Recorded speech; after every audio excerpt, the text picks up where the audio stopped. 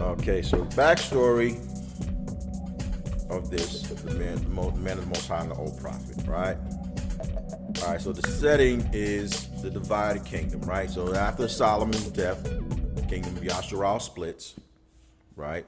Because of Solomon's sin and, getting with the foreign women, all of these women, and setting up, graven images and all of these things. The Most High tells him he's going to remove the kingdom from him, and split the nation in two, right? So after Solomon's death, the kingdom of Yasharal splits into the northern tribe and southern tribe, right?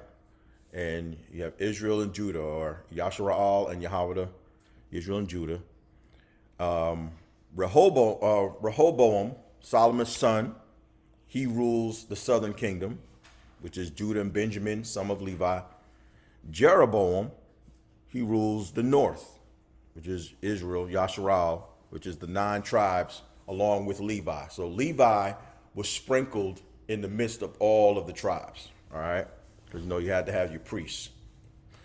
So Jeroboam ruled the north.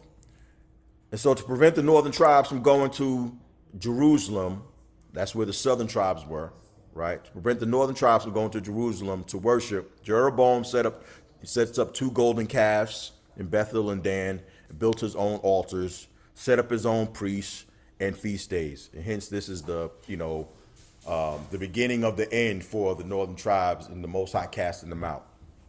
So he builds his own altar, sets up his own priests and feast days, because he didn't want the people that he was governing over or ruling over, the northern tribes, to go to Jerusalem where the southern tribes were, right? And of course, this was a direct violation of the Most High's law, because the Most High had commanded that we worship only in the place that he chose. I think that's in Deuteronomy 12, right? We worship only in the place that he chose, the place that he put his name on, which was Jerusalem, Yahweh Shalom. All right, so the man of the Most High, his mission, the Most High sends this unnamed prophet, has, didn't give him a name, just calls him the man of the Most High, sends him to, he's from Judah, sends him to Bethel, right where Jeroboam is offering incense on the altar. The prophet delivers Yah's judgment. And the future king from David's line, Josiah, will defile the altar, destroy the idolatrous system that Jeroboam sets up, right? And I think that comes like about 300 years later, 2 Kings 23. And as a sign of this prophecy, as a sign of this, the altar splits, ashes pour out. Jeroboam stretches out his hands to seize the prophet. Boom, boom, boom. His hand withers instantly. And when he pleads with the prophet, the prophet prays, and his hand is restored, right? Then, of course, the man of the Most High is told clearly, do not eat or drink or return the same way you came into that city, right? And of course, the Most High was trying to keep him Chodash. The Most High was trying to keep him separate from from the wickedness or whatever. And again, we'll read. I will go ahead and read the rest of it, but that's the preface of the story. Oh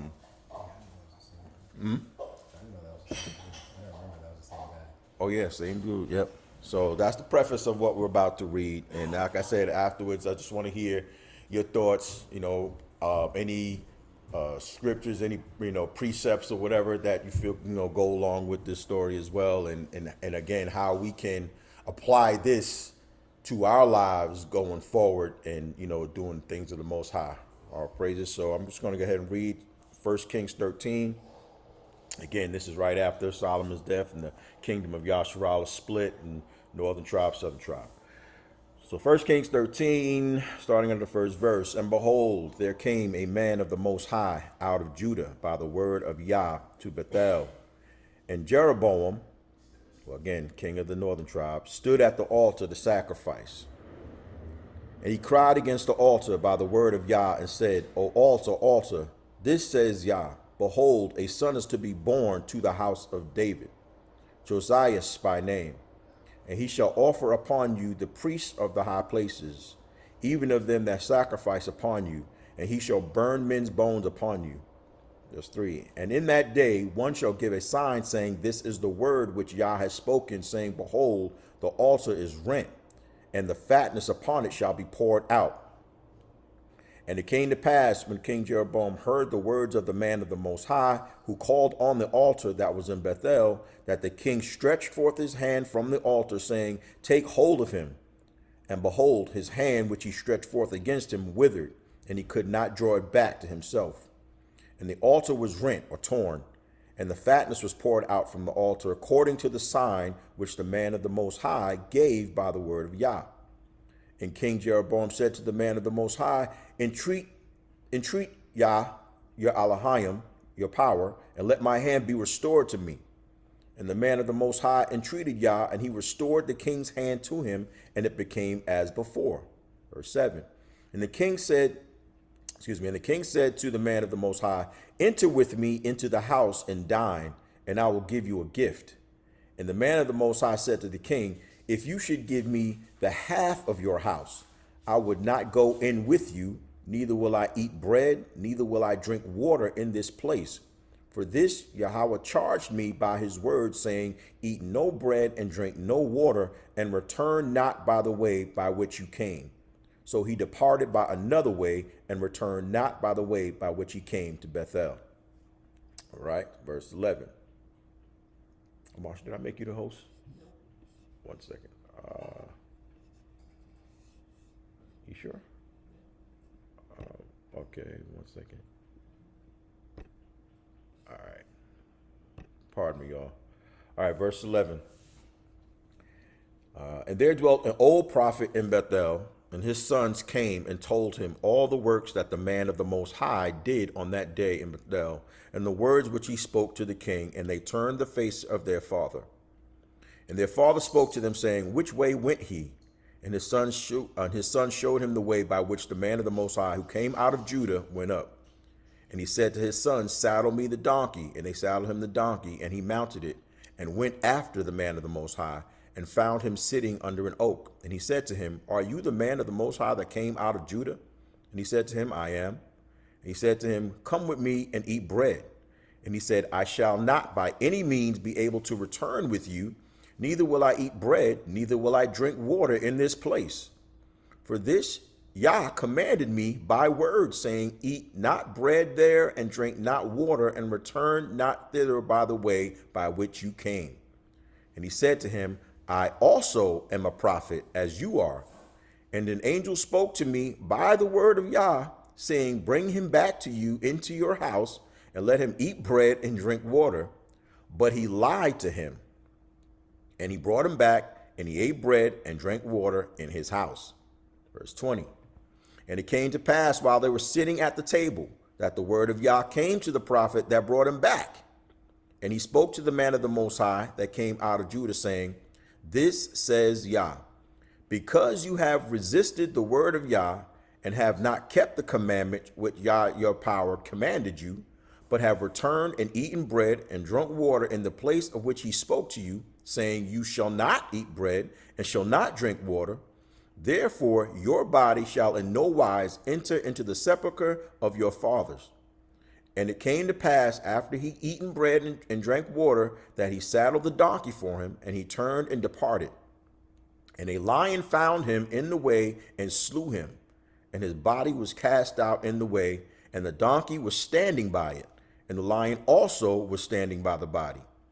And behold, men were passing by and saw the carcass cast in the way, and the lion was standing near the carcass, and they went in and spoke of it in the city where the old prophet dwelt. And the prophet that turned him back out of the way heard and said, this is the man of the Most High who rebelled against the word of Yah. Okay, my verse 27 is omitted. What does verse 27 say? And he spake to his son, saying, saddle me the donkey, and they saddled him. Okay, so he spake to the donkey, and saddle me the donkey. Okay. Verse 28, and he went and found the body cast in the way, and the donkey and the lion were standing by the body. And the lion had not devoured the body of the man of the Most High, and had not torn the donkey. And the prophet took up the body of the man of the Most High and laid it on his donkey, and the prophet brought him back to his city to bury him in his own tomb.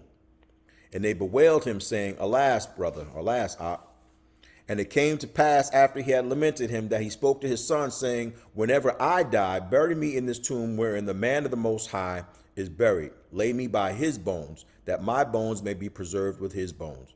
For the word will surely come to pass, which he spoke by the word of Yah, against the altar in Bethel, and against the high houses in Samaria.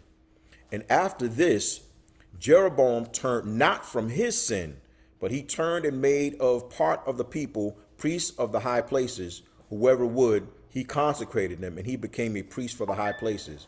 And this thing became sin to the house of Jeroboam, even to its destruction and its removal from the face of the Aratas, from the face of the earth.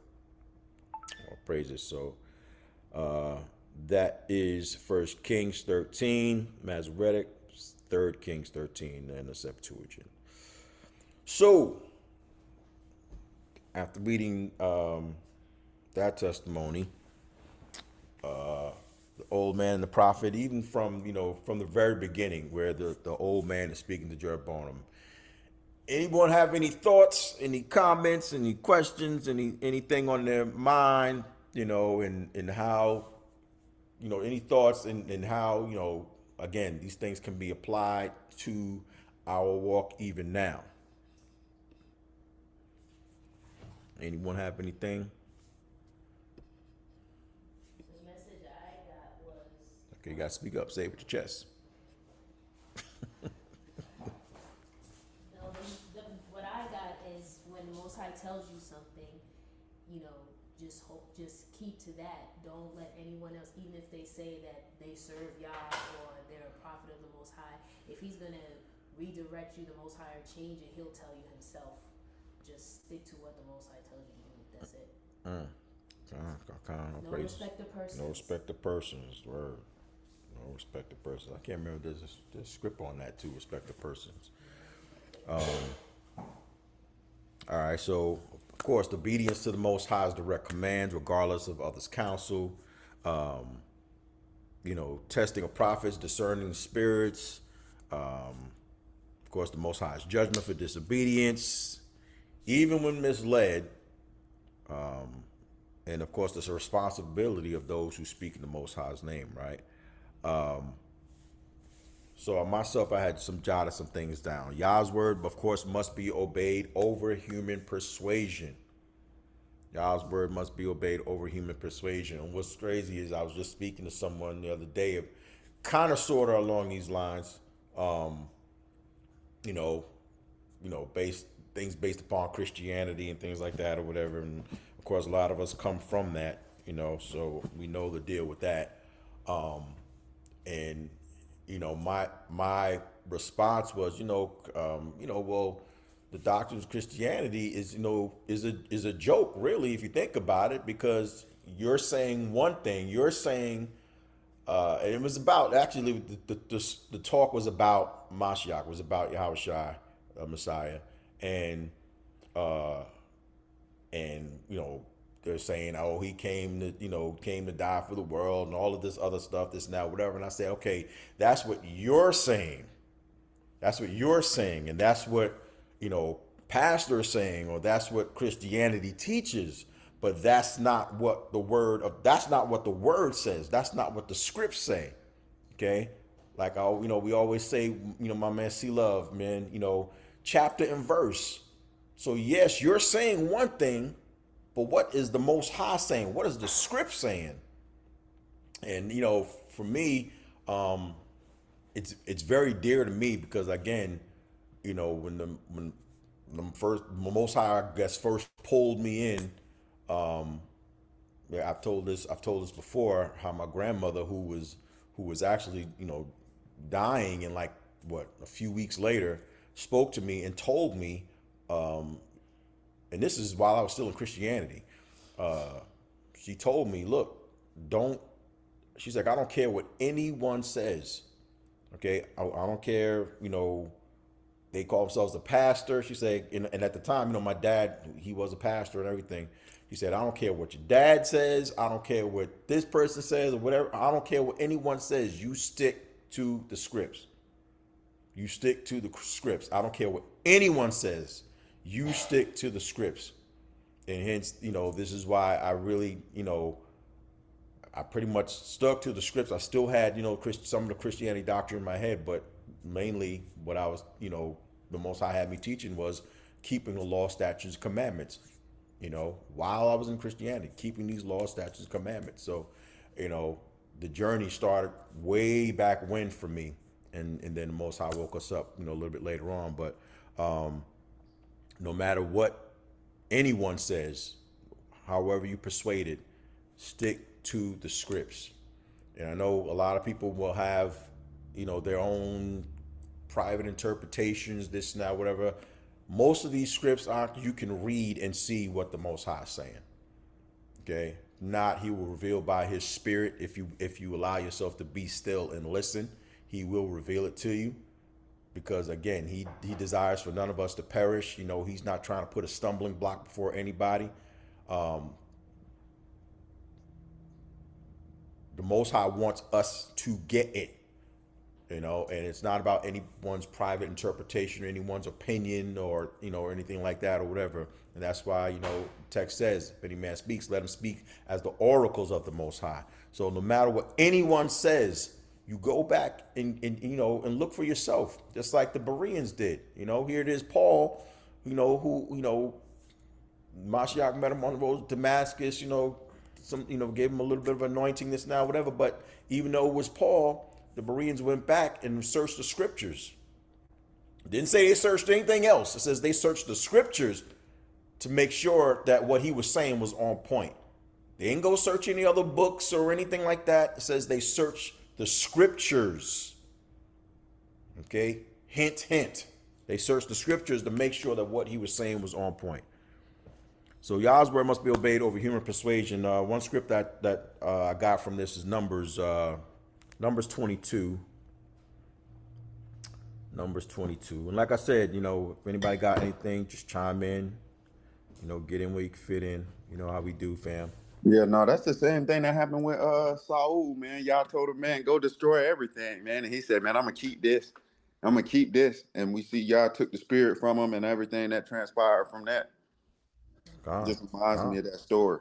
He didn't get quite ate by a lion, but he basically did. He basically did, right? I mean, eventually, the spirit was taken away from him, man. He was dealing with that, that crazy spirit going after David, and eventually, his life and his son. Yeah. You know what I mean? Which is crazy. Jonathan didn't do jack, but his son was taken from him. Nah, for real. Yep, that's actually one of the testimonies I thought about too in reading this. Numbers 22, 15 through 18. Numbers 22, 15 through 18. And of course, I'm reading this out of Septuagint. And this is about Balaam. And so, Numbers 15. So it says, and Balak, yet again, of course, we know Balak, he's got Balaam. He wanted to get Balaam to curse Yasharal, right? So this is what Balaam says. Verse 15. And Balak yet again sent more princes and more honorable than they. And they came to Balaam and they said to him, this says Balak the son of Sephora, I beseech you, delay not to come to me, for I will greatly honor you and will do for you whatsoever you shall say. Come then, curse me this people. And Balaam answered, And Balaam answered and said to the princes of Balak, if Balak would give me his house full of silver and gold, I shall not be able to go beyond the word of Yah, the Most High, to make it little or great in my mind. Okay? So you always going to get somebody to go against them. Mahasatan is going to send minions and people and this, that, or whatever, anything for you to contradict the word of the Most High. But we have to, as I always say, stand 10 toes down. And no matter what, stand on what the Most High says. No matter what. And of course, we already know whatever the Most High says, it's not going to, it's his word. It's nothing going. There's nothing. There's not going to be anything contradictory. You got something up? Yeah, I was just gonna say, when Yah instructs us to do something, we don't always know why He's instructing us to do something. You know, a lot of time, I want to mostly say almost every time, it's with the nation in mind. It's not so much even about you. So when you going through stuff, of course, Hashatan want to stop you from going through it because it's towards Yah's will. Con, Well, first con, stop you from doing what Yah told you to do. You see what I'm saying? con, Yeah. con, con. And you know, like I always say, man, you know, before I can open my mouth to really say anything or share anything, the Most High deals with me, right? And this has been from way back. He deals with me first, brings conviction, and then allows me to open my mouth and share. And it's so crazy that you said that because even with the situation as a situation we're dealing with right now, some people online they know what right now what we're dealing with. Even with the situation we're dealing with right now, it's crazy. It's like you said, it's we can't. A lot of times, the Most High may give you direction or whatever, or send you here, there, and you don't have any understanding why. And it may most of the time it's not just for you. It is for the nation, or to be a help or whatever the case may be. And what's crazy is a lot of times and you see it in the scriptures as well. He'll send you here or tell you to do this, now, whatever. And of course, it's not going to come without adversity. It's not going to come without adversity. And we still have to stand 10 toes down, right? The text talks about don't let anything separate you from the love of the Most High. So no matter what is before you, because, Balaam is telling this king, and he's saying, yo, man, I don't care what you give me, man. I don't care what it is you give me. I'm not going against, I cannot curse what the Most High has already blessed. So I'm not doing it. I'm not doing it. Go back to Daniel and Hananiah, Mishael, and Azariah. You know what I mean? And Daniel, and here it is. The king wants them to bow down and worship him and all of these things. And and the consequence if you don't, you're gonna go into this furnace. And them like, no, okay, no matter what's going on, no matter what you do or whatever the case may be, no matter what you give me, I'm not doing it. I'm not going against the word of the Most High. The word of the Most High says we are not to, we're supposed to serve the Most High and not have any idols before him. So no, I'm not getting down like that, no matter what's before me. And there's so many testimonies like that in the scripts. And I'm thinking of one in Book of Maccabees. I can't remember if it's First Maccabees or Second Maccabees, with the woman and her 7 sons, right? And the pagan nation, I can't remember what it was, if it was Greeks or whatever the case may be, telling them they don't want them to observe Shabbat and all of our feast days and this and that, whatever. And they're like, yo, we're not later for that. We still gonna do what we need to do. And the consequence was them being them being tortured to death. And this woman had to watch each one of her 7 sons get tortured. I mean, when I say heinous torture, like crazy. And she had to watch all 7 of her sons, one by one, get tortured to death, because they would not give up the feast days. They would not go against the things of the Most High. They literally stood 10 toes down. And then after all 7 of her sons were tortured, she herself, died at their hands as well. But their hope wasn't in this construct. Their hope was in what the Most High is giving us. And that's where we have to be. Like, no matter what's before us, we have to stand 10 toes down, no matter what it is, no matter what the Most High's word is, we have to be for him. And that is all. And that is all. So Balaam said, yo, man, I don't care what you give me. I don't care what it is. I'm not going to go against the Most High. He's already blessed these people. So I'm not cursing what the Most High has already blessed. All praises. Yep, and you know how great the reward got to be because a lot of those people were willing to die. You know, a lot of them disciples went out. John the Baptist went out. You know, he got beheaded. You know, a lot of the Uh, people that were a part of that walk were willing to go through the persecution because the promise is so great. uh. And isn't that a soldier? Yeah. Isn't that's a soldier, right? You know the risks, that are before you. We spoke earlier, a couple of weeks ago, a week ago, about counting the costs. This is what it is. And we read right there in Sirach chapter 2, again, you come to the Most High, prepare your soul for testing. And so this is what it comes with. It's going to come with persecution. It's going to come with loss. It's going to come with all these things. But you know what? We set up our treasures in Shemayim, right, where moth and dust does not corrupt. So, our hope is with the Most High. All praises. Again, Yah's word must be obeyed. Despite human persuasion. Deuteronomy is another script that reminds me of this. Deuteronomy 13.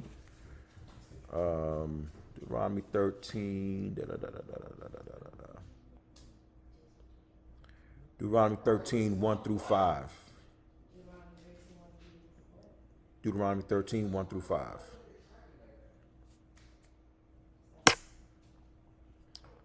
Deuteronomy 13, 1 through 5. And it's concerning prophets. Nabayah. Was it Nabah? Nabayah? Yeah, Nabayah. Just the Lashawan Chodash for the prophet, the set apart tongue. The language of creation. So Deuteronomy 13, it is 1 through 5, and reads, "And if there arise within you a prophet or one who dreams a dream, and he gives you a sign or a wonder, and the sign or the wonder come to pass which he spoke to you, saying, Let us go and serve other gods which you know not, you shall not hearken to the words of that prophet or the dreamer of that dream, because Yah, your power, tries you to know whether you love your power with all your heart and with all your soul. You shall follow Yah, your power, and fear him, and you shall hear his voice and attach yourselves to him. And that prophet or that dreamer of a dream shall die, for he has spoken to make you heir from Yah, your power, who brought you out of the land of Egypt, who redeemed you from bondage, to thrust you out of the way which Yah, your power, commanded you to walk in. So shall you abolish the evil from among you, the dysfunction from among you." All praises. So I don't care who it is. Be past the pork chop in it. I don't care who it is. Don't care who it is. Claims to know a bunch of word, this, now, whatever. If it contradicts the Most High's word, piece it out. Piece it out. And just like what we literally just read, right? The man comes to him and says, now here it is, this man of the Most High, the Most High told him, do not eat or drink in this place, and do not come in the way you came. So basically, don't come back. Do not eat or drink in this place. Don't come back here. Okay? And remember what it says. It says he was a man of the Most High. He was a prophet sent to Jeroboam, to share this word with him. Like, you don't get yourself correct, man. It's going to be hell to pay. Right? And he was a man of the Most High, had the word, but yet another prophet comes along and says, "Yo, I'm a man. I'm a man of the Most High too." You know what I mean? And this angel told me, "Nah, man.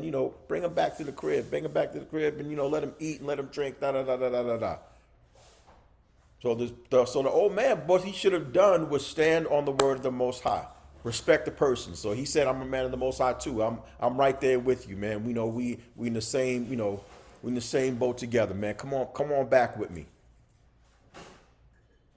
Nah, partner, we can't do that. We can't do it. Yeah, man, it's interesting, man. The top what you saying, because it get kind of deep because you got some verses, like the one in Job, I think it's Job 4, that say, sometimes Yah can't trust his own angels. And then you go to Galatians 1 when Paul talking, he like, man, I don't care if it was delivered to you, a letter was written to you by somebody else, or if an angel delivered it. If it didn't come from what we teaching, y'all don't listen. That's So, it. you know, you got to definitely try all spirits, regardless. Yep. Yep. Actually, I think I got that scripture too down, man. That what's that? Galatians 1, I think it is, right? Yeah, yeah, yeah, yeah, yeah, yeah, Yep. yeah. Yep. I have that script in there too, man. But you do. You have to try the spirit. You have to. Again, if you have the word given to you, right? You know it's been confirmed, it's given to you, and someone else comes with something contradictory, right? You really have to just try the spirit. I mean, because I know a lot of times we'll be like, man, is y'all really talking to me, or this, that, whatever, such and such. At that point, I mean, for me, I can't speak for anybody else. At that point, for me, I'm just being still. I'm just gonna be still, and we have something. No, wasn't it like that with Gideon? Well, Gideon, yeah, the Most High gave him word, and he was just like, look, yeah, he kept asking for confirmation. He kept asking for confirmation because the Most High, okay, you got a few thousand cats coming at us, and you telling me to dwindle my men down to 300, and we got thousands coming at us. So Gideon's like, hold up, now, wait a minute, like I need some confirmation, and he asked the Most High to confirm for him. So at that point, let me be still. Let me not, be impulsive and move and or say or do what it is you. Nah, let me just chill. I need confirmation. The Most High said X, Y, and Z, and now you're coming and you're telling me, A, B, and C. I need to hold up a bit. And there's nothing wrong with that. You want to be sure that it's the Most High. You want to be sure without a shadow of doubt that it is the Most High. Bottom line, you got to try the spirit. You got to try the spirit. So go to that Galatians 1 that C Love was talking about. Galatians 1 where Paul warns. Where is it? Galatians 1. And I'll pick it up, verse 6. Galatians 1.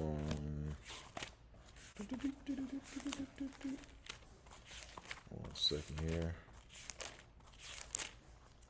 And then of course, even beyond well, we'll go to that later. Even beyond the prophet and the old man, just even Jeroboam himself, man. Like, you being warned, and you harden in your heart, and this was the beginning of the end for them, where the Most High cast off the northern tribes. Jeroboam was just hardening his heart, not listening, even though the prophets came to him to warn him. He was like, I'm not trying to hear it. We're still setting up these priests and these temples and all this other stuff and going against the word of the Most High. What's that? Galatians 1, 6 through 10. Galatians 1, 6 through 10. And it reads, so Paul warns, I am astonished that you are so quickly deserting him who called you in the grace of Mashiach and are turning to a different gospel. Not that there is another one, but there are some. I love that. Not that there is another one. Okay, I love that line because people always want to say their truth or his truth or my truth or whatever truth this not. No, there's only one truth. That is it. Truth is the truth. There is only one. Everyone else has a perspective and or an opinion. There's only one truth. So verse 7, not that there is another one, but there are some who trouble you and want to distort the gospel of Mashiach. Okay? Mashiach was Messiah. Verse 8, but even if we, okay, listen to what he's saying, but even if we or a mala'ach or an angel from heaven, an angel, of course, is messenger, mala'ach is messenger, even if we or an angel from Shemayim, heaven, should preach to you a gospel contrary to the one we preach to you, let him be accursed. As we have said before, so now I say again, if anyone is preaching to you a gospel contrary to the one you receive, let him be accursed. If anyone comes with anything different from what the Most High says, Peace them out. Peace them out. Peace them out. All right. 2 out for that. Yeah, we on the same page with that one. All praises. All praises. So again, accountability despite deception, because we already know this deception's already going to be there, right? It's there. You can't miss it.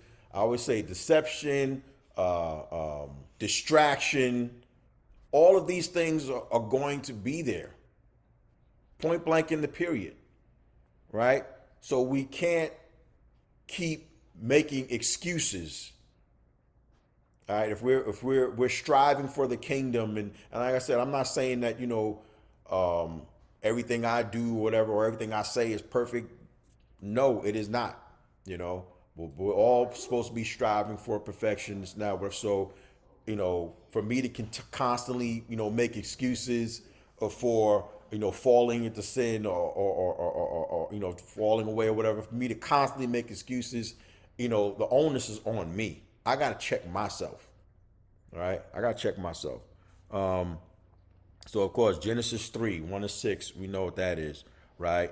Hawa, scriptures call her Eve, but really the name means life giver. It's Hawa in the Lashawan. She's deceived by the serpent. And they both face judgment. However, we know the story, right? What she said, we know the testimony, right? The Most High gave Adam what? The commandment. Do not eat of this tree. I'm giving you all of these trees. You can eat the fruit from any of these trees and all of this medicine and all here, this, now, whatever. But this right here, stay away from that one. Don't mess with it. And we know, of course, Hawa, Eve, she eats, blah, blah, blah, da, da, da, and nothing happens, right? Until she shares it with Adam. Okay? And, Adam, that's not necessarily his name. That just means man or human or mankind. But she shares it with him, and he eats, and that's when all hell breaks loose. Right? So accountability, despite this deception, and because again, he had the word and he shared it with Hawa. He shared it with her. So she knew, because she quote it back to the serpent. She said to the serpent, we're not supposed to eat of this tree. We're not supposed to eat of this tree. She knew and still ate anyway. So accountability despite deception. And that's one thing where, and that's one area where a lot of people lack, is accountability. Accountability. Ownness. Owning what it is, that you've done or where. And even the Most High tells us that in Leviticus 26. I believe it's in verse 41. That accountability. Even though we ourselves who've been born into this darkness, we ourselves didn't, our fathers and forefathers, they disobeyed the direct command to the Most High, and served other powers and all of these other things. And, knowing the command of the Most High, right? Knowing the command of the Most High, and they did these things, and the Most High warned them about it. Deuteronomy 28. If you turn away from me, if you're disobedient, all of these curses are going to come upon you and overtake you. And he goes and lists them out. And then in Jeremiah 17:4, I'm going to remove you from the heritage which I gave you. Isaiah, he talks about putting a deep sleep over us. You know what I mean? So all of these things, and yet our forefathers still, trampled the law, disobeyed the Most High, and here we are, right? And here we are. And, and getting back to the Most High, he tells us in Leviticus 26:41, to be accountable. Even, like I said, even though it wasn't us, but we come from those who did.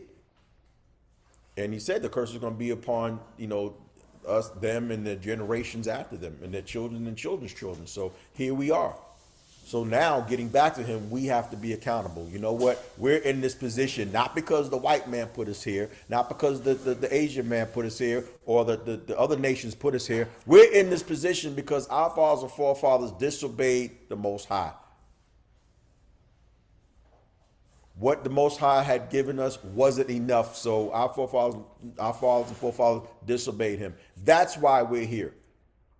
They haven't done anything. They haven't taken this away or taken that away, this now, whatever. We are here because of disobedience. Point blank in the period. They have, furthered the affliction, like Moses says. I think that's in does he say that? I can't believe it's Zephaniah or whatever.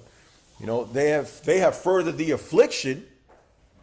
But think again, we wouldn't be in that position if our fathers and forefathers hadn't disobeyed. And this is why we don't worry about what's happening to the wicked and things of that nature. The Most High tells us, don't worry about them, but think on how Yasharal is to repent and be saved. And this is why we do what we do. This is why we come together and we fellowship and we edify one another. We go over the scripts and make them relevant for our lives, so that we ourselves don't fall away, right? So accountability despite deception. Another script that I thought about was Joshua chapter 9. Joshua chapter 9.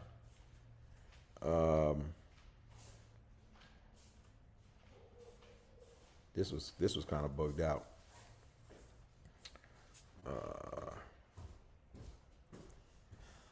I'm going to read from verses 14 to 18. Excuse me. The backstory here is, of course, we know what the Most High said in Deuteronomy 7, right? Matter of fact, before I go to Joshua chapter 9, I'm going to read Deuteronomy 7 real quick before we go here.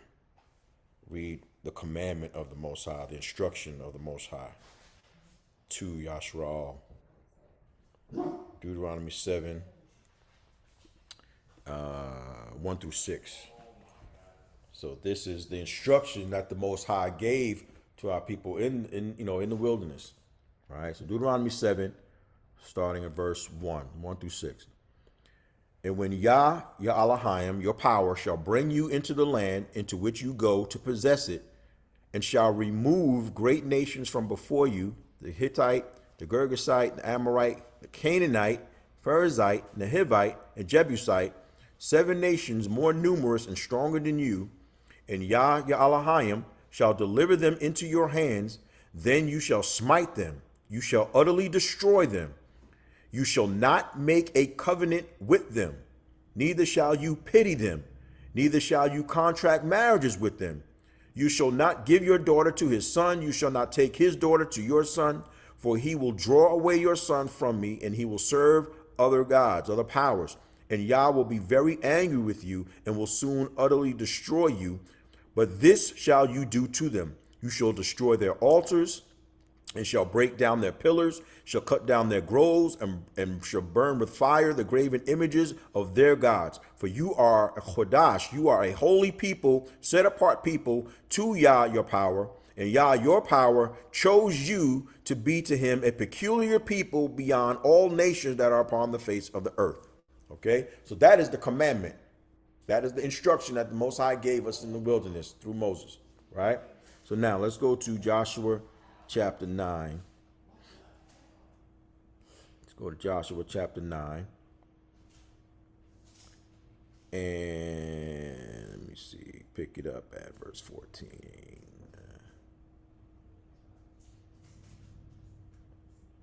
So, of course, the backstory now is, we're coming into the promised land. Yasharal, the Most High, gave, the people of Ai into our hands. The walls of Jericho came down. We know that's their story and everything. We're coming into the land to take it over. The Most High has given the people. He's given the people of the land, the Canaanites, all those people that dwell in that land. He's given them into our hands, right? And we just read what we were supposed to do. Okay, come in, destroy, boom, boom, boom. Don't take anything from them. Just don't make any covenants with them. It's not whatever. Just go in, you know, do what you got to do, possess the land. Right. So these people, the Gibeonites, they hear everything that's going on. They see how Yasharal is you know, see how Yasharal is and how the Most High has gone before us. They're hearing all these things and what happened in Egypt, everything that happened in Ai, and how, you know, the Most High is before us and we're destroying all these things. And now they're coming in and trying to deceive, and you know, because they don't want to be destroyed. They don't want to be destroyed. So they're like coming to our people like, you know, please, man, you know, make a covenant with us, da da da da da. You know, we've come from a far place, even though they were like pretty much right there in the land. Talking about, oh, we've come from a far place and all of these things looking all, you know, they're looking all, you know, sketchy and whatnot and looking all downtrodden or whatever case may be. You know, trying to deceive Yasharal into accepting them so that Yasharal doesn't destroy them. So that's all the backstory. So starting at verse, was it 14, I believe? Yeah. Okay. And the chiefs took of their provision and asked, well, you know what? Let me start.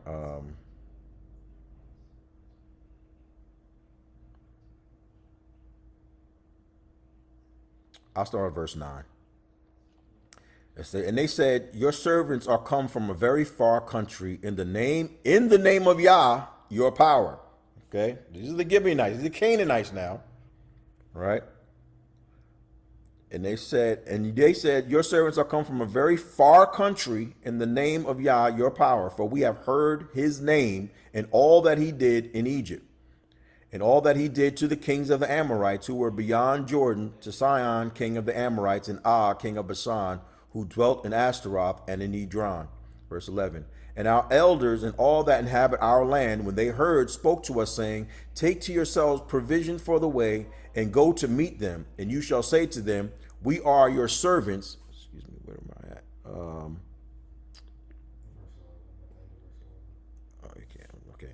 at? Verse 7. We are your servants, and now make a covenant with us. Verse 12. These are the loaves.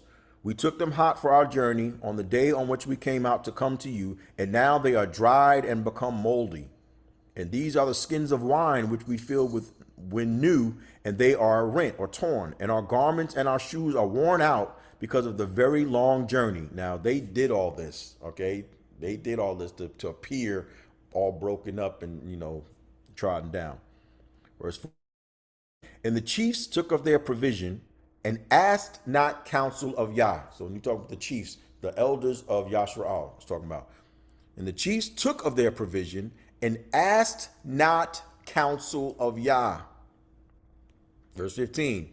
And Joshua made peace with them, and they made a covenant with them to preserve them, and the princes of the congregation swear to them. Okay, verse 16. And it came to pass 3 days after they had made a covenant with them, they heard that they were near neighbors and that they dwelt among them. And the children of Yasharal departed and came to their cities, and their cities were Gibeon and Kephirah and Barat and the cities of Jarim. And the children of Yasharal fought not with them, because all the princes sware to them by Yah, the Most High of Yasharal, and all the congregation murmured at the princes. So after hearing the instruction of the Most High, Deuteronomy 7, we just read, these people come with deception, and you make a covenant with them. They're pleading with you to save them. This now, whatever, don't destroy us. You know, we're just, you know, we come from a far place. We're all broken up. Da da da da da da da. You know, make a covenant of peace with us to not destroy us. You know, and you read the rest of the story. You see the elders. They made a covenant with these people, and swear by the Most High that they would not hurt them. Okay, they swore by the Most High that they would not hurt these people. Right. So again, contradicting what the Most High had already said. Contradicting what the Most High already said. And this is how we get in trouble. And you know, in Joshua, you read the Most High tells these people, you know, I told you to destroy them, remove them, this now, whatever, because if not, they're going to be thorns and, and they're going to basically be a pain in the neck unto you. And eventually, that's basically what took place, really, because we didn't hold to the word of the Most High. The word of the Most High was, don't make any covenants with them. Destroy all of these people. I'm giving you the land. These are heathens. They don't worship the Most High. They're doing all types of heinous things, this and that, whatever. I'm trying to cleanse the Aratars. I'm trying to cleanse the earth and give it to you to be a righteous people before me. But you want to take these people unto yourself and make covenants with them, of which I told you not to do. And now, guess what? You have to live with the consequences. You have to live with the consequences. And what's crazy is, I think I can't remember if it was 1 Samuel or 2 Samuel. Remember when you read this, I remember the elders made a covenant with them and swear by the Most High that they would not, they would not destroy these people, right? And Joshua, of course, found out the deception. When you read the story, when you read the testimony, Joshua found out that they were being, that they deceived them.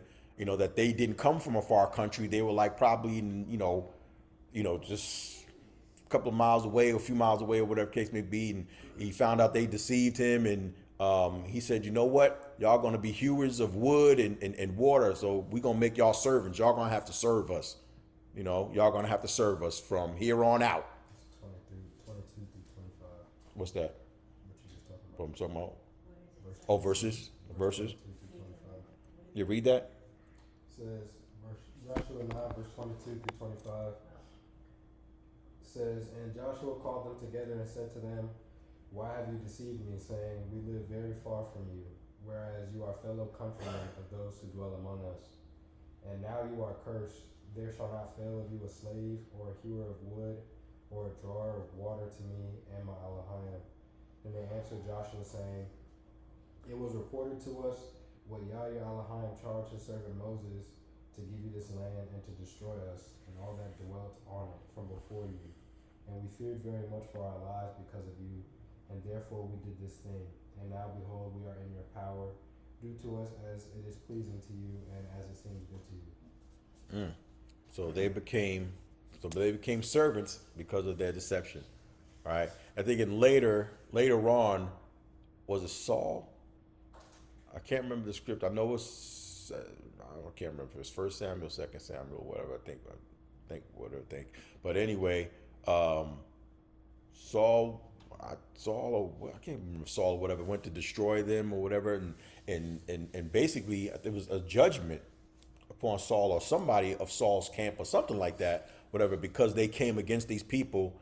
A judgment fell upon them, because remember, the elders swore by the Most High that they would not mess with these people. So you see how, these words are binding. This is like years and years and years later, right? Like Yashua went to go mess with these people, and, they got judged because they messed with these people and they weren't supposed to. But the Most High's word, it's binding, man. We got to stand on His word regardless. So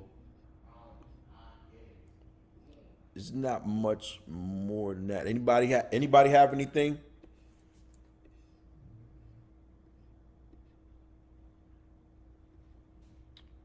And the danger of contradicting the Most High's word. 1 Samuel 15. Oh, you have something, sis? I do. I was just gonna say comment that before I came into the truth. Mm-hmm. I don't know. I always would hear people quote, "Yah's word don't return void." It means so much more now. That's really true. Like he said what he said, and he says the consequences are what they are. I mean, there's no way around it. So, It's no way around it. You know what I mhm. mean? His word will not return void. It will accomplish the No, very thing it was set forth to do. which is why we have to listen and be obedient. Straight up. Straight up. And because crazy, because we were talking about the other day, talking about that the other day as far as creation goes, right? Like, the Most High spoke everything to existence and said that this was going to do this and this is going to do that. The animals are going to do this. They're going to do that. The grass is going to grow here. The trees going to do this, that, whatever. And creation, is, still in tune. We're the ones that fell off, right? That's why we don't know the times. We don't know, our feast days. We don't know. We knew these things. We come from the Arataj, from the earth, right? The Yah's prized creation, and we fell off, but we were that. We were in tune, with everything. And the animals, they're in tune with the Most High. They're in tune with the earth. That's why people are putting it online now on social media how the animals, man, they know, they can sense danger. They know what's up. They can sense when a storm is coming. They can sense this. They can do this, and that. Why? Because their creation is still in tune. Creation is still in tune. Creation is accomplishing the very things that Yah set forth in the earth. They don't sway from it. They don't sway from it at all. And and this is where we want to be. We want to be so aligned with the Most High, and again, we have the Ruach, we have the Spirit, but we don't have the fullness of the Spirit. Like Yahweh Shai did, like the Messiah did. This is why he could, again, he was flesh. We spoke about this last week. He was flesh. He was flesh human being. He wasn't no quote unquote demigod or anything. He was a flesh human being, but he did have the fullness of the Spirit, which is the reason why he walked the earth yet without sin. That's what we want to get to. That was that Jeremiah, was that 31? He's going to pour out the Spirit upon us. And, you're not even going to want us, and you're only going to do what thus says the Most High. Point blank, the period. That's what we want to get to. But again, we're in the dress rehearsal. So whatever the Most High is saying, again, we have to align it with the word of the Most High to make sure that we are in tune. We want to be in tune. And again, the Most High doesn't desire for any of us to perish. He's not going to put a stumbling block before any of us. The only stumbling block there's going to be is the one you pretty much allow. When you're allowing distractions to distract you and all of these stumbling blocks. When you allow them to distract you, they will distract you. They're going to be there. We already know Hasatan is sending the flood. And there's going to be people just like the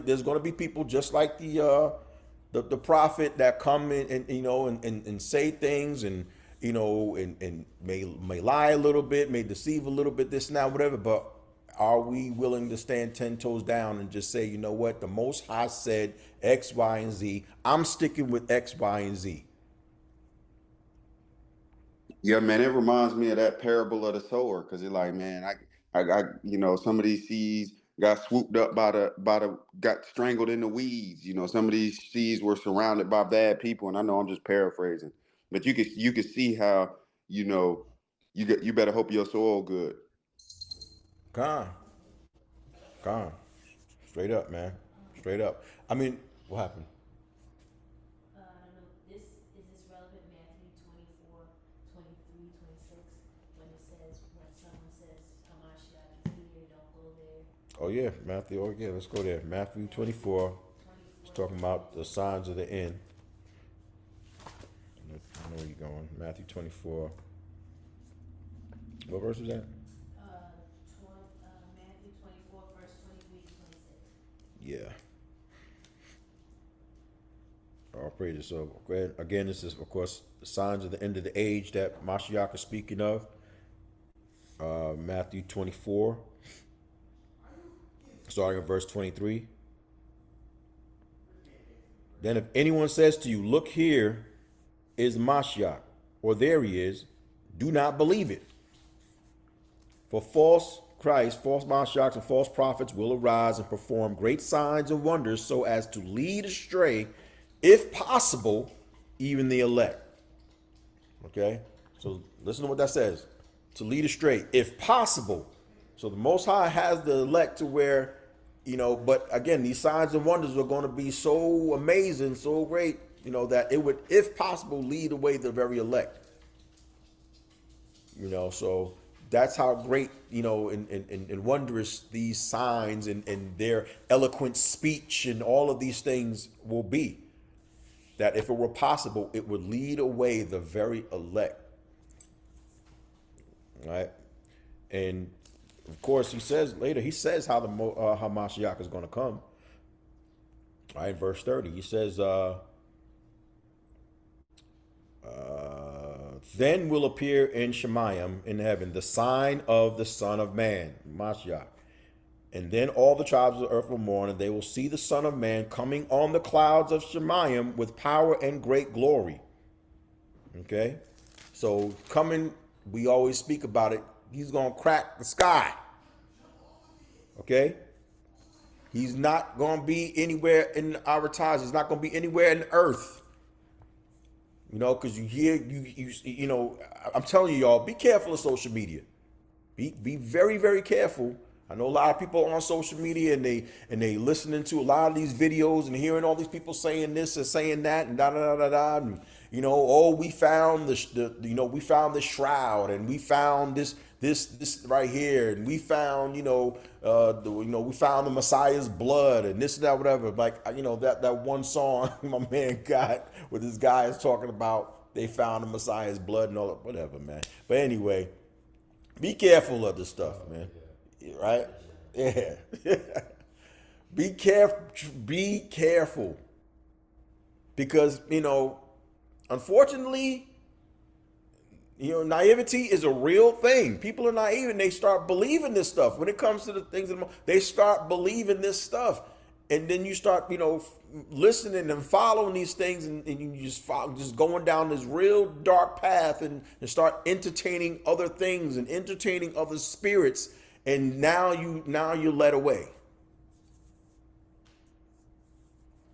I'm telling you, if these things do not align with the word of the Most High, I ain't see them. Hold up. Can't see what that says. Where's my glasses at? Oh, they're on my face. Excuse me. He said we found the shroud, right? The one cloud our eyes with. The one that clouded our eyes. Yes, exactly right. Exactly right.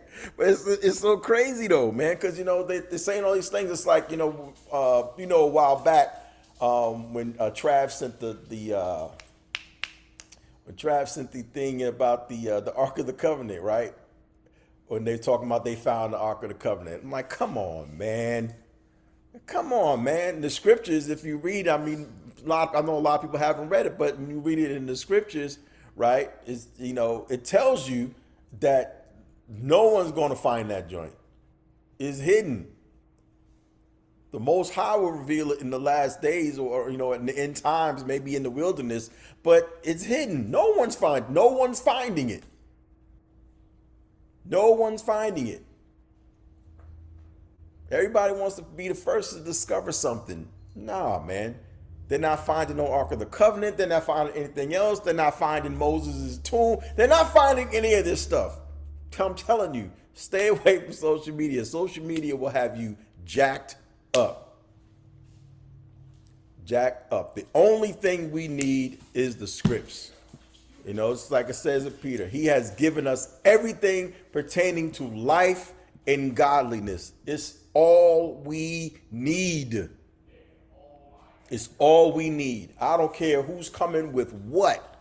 I don't care how eloquent of speech they sound. Me, myself, if I say anything that's contradictory to the word of the Most High, please, correct me. According to the word, correct me. Because trust me, my family, I'm not that cat that's going to be, going to sit there and back and forth and debating with you. If I'm wrong, I'm wrong. I want to be corrected because I want to be aligned with the Most High. So if I'm wrong, I'm wrong. And I'm going to repent and be like, all right, you know what? You showed me in the text, da da da da da, boom boom. I'm wrong. Abba, forgive me. Let's go forward. I am not the one to sit there and debate. If it's shown to me in the text then trust me, that's where I'm going to be aligned to, not to what I say or how I feel or whatever the case may be. If it's in the text and not my interpretation or your interpretation or whoever's interpretation, if it's in the text, then that's what I want to be aligned to. And that's what we should all be. So, apart from what anyone says, this is now, again, if they're speaking something that has nothing to do with the word of the Most High, or it's twisted up a little bit, it has that deception, has a little bit of the, of the scripts in there, but there's some lies and some fabrication attached to it, stay away from it. Yeah, run. Straight up and down. And I'm gonna be straight up. Y'all know me, man. I don't mince words. I'm gonna be straight up and down. Like, when it comes to, because I know a lot of people, and this is just, just straight up from Christianity. I know a lot of people, like these, still use titles and all of these things. I run away from that. I run away from that. People still calling themselves prophetess and this, that, or whatever, and such and such and such. I run away from that. Look, we just read the text about, it speaks about the man of the Most High and the prophet. No names. No names. I know there's names given to some of these people, is now whatever, but again, a prophet is just someone who speaks the words of the Most High. So if the Most High gave my man Danny a word, you know what I mean? He would be considered a prophet, someone who just speaks the word of the Most High. That's it. Nabaya'ah. That's it. Anyone. And again, the scriptures tell us in John 10. Those that go through the door, and the Mashiach is that door, those that go through the door are what? The shepherds of the sheep. So if the Most High, if you've been breathed upon and those dry bones came to life, right? Those dry bones come to life. You now are becoming the shepherd of the sheep to do what? Speak to the sheep. Not just speak, but also lead by example. Lead by example as the Most High gives you utterance, and the Most High gives you revelation, and the Most High, places His Spirit upon you to say or do whatever. Here you are doing the same thing to the sheep. That's why I would say the miracles are still happening. Mashiach said, greater miracles you will do. Yahshua said it perfectly, I think, a couple of weeks ago. Okay, back when Mashiach was walking the earth, and Paul and the prophets, these people knew they knew who they were. The heritage was still there. The heritage was still intact. There was no veil covering them. There was no deep sleep. Okay, we are coming out of deep sleep, just like the Ezekiel speaks about the valley of the dry bones. We were dead. We were the walking dead. A people not knowing their heritage, not knowing where they come from, not knowing anything, completely apart from the Most High.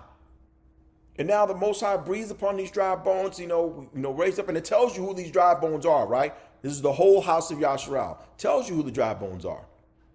Now these dry bones are living now, and now you're speaking life.